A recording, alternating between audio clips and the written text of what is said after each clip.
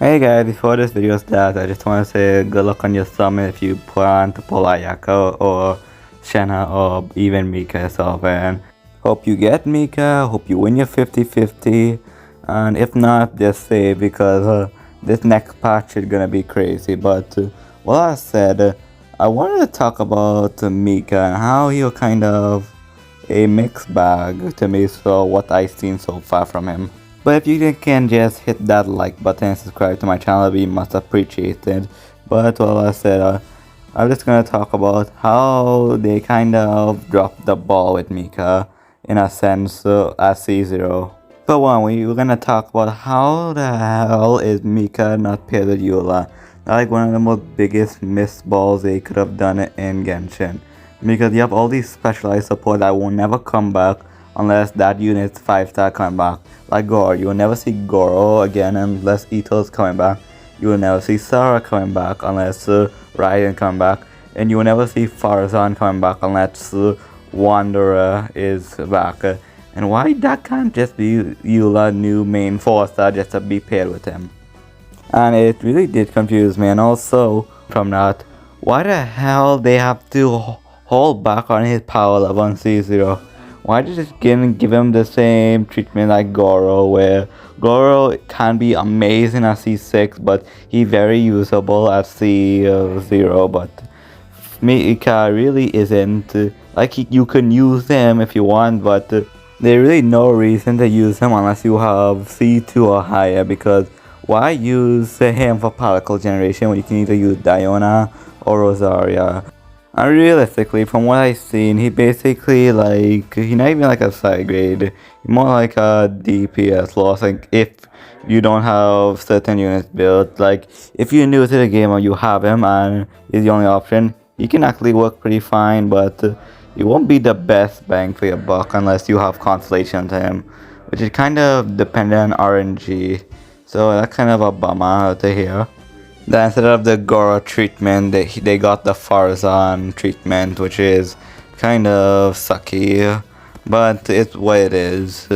But I just wish they didn't have his, like he could have been more usable if his buffing capabilities were much better, because how his skill work, you basically have to use him in multi-target situations, because how his elemental skill work is when you hit an enemy, it hit 3 other enemies next to it, and depending on how much enemies it hit, you get physical damage, like 10% I'm pretty sure.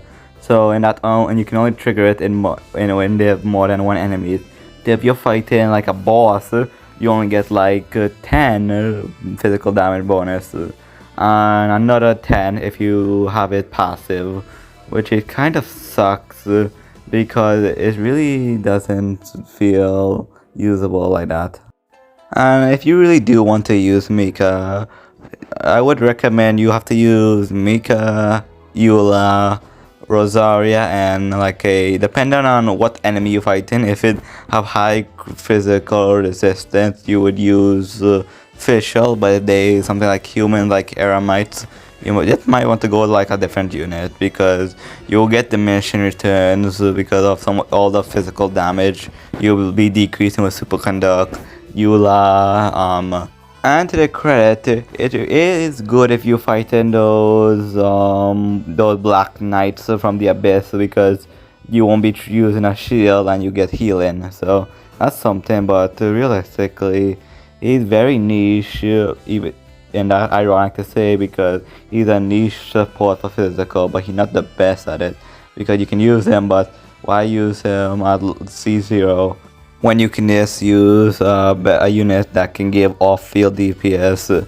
A good example of this is Yulin with her off-field Hydro and her unconditional damage bonus she gives you over time through her burst. That gives much more buffing capability than Mika. I think it's 40 or 30% physical damage bonus if you hit all the targets. And then you have to take into consideration all his attack speed, but realistically, his attack speed is it's decent, but it only gives you like 1 extra Lightfall Sword for Eula, and you could theoretically use him with someone who like attack speed, like Wanderer or Ayata, but realistically, you're better off using someone like Candice or Yunjin for sure. But I did wish they didn't lock so much power from Mika from his constellation, because I really think they could have made him better and made his C6 not necessary for him, because it'd be like Goro, like yes, it'd be a very good upgrade, but you don't need it. It could have been like that, because I don't really think it's a good idea to be pressuring your consumers for that, because realistically, physical damage is very lacking, so you can't really hold back on it, because realistically it needs so much love and so much work, because it's dying. Because so far the only physical units we got other than Mika was Eula, and you know how long that was. And also, we haven't seen Eula in over a year, because she's supposed to be here, but same time she's not, and I don't even think she's gonna be in the next part. I think she's gonna be in the 3.7, and that should say something. Also, I'm not 100% sure on that, but I think that's all for today. It is sad to say that Mika is not a good enough supporter as C0, but if you get to C2, it's better, because you get more physical damage in single target and more better healing.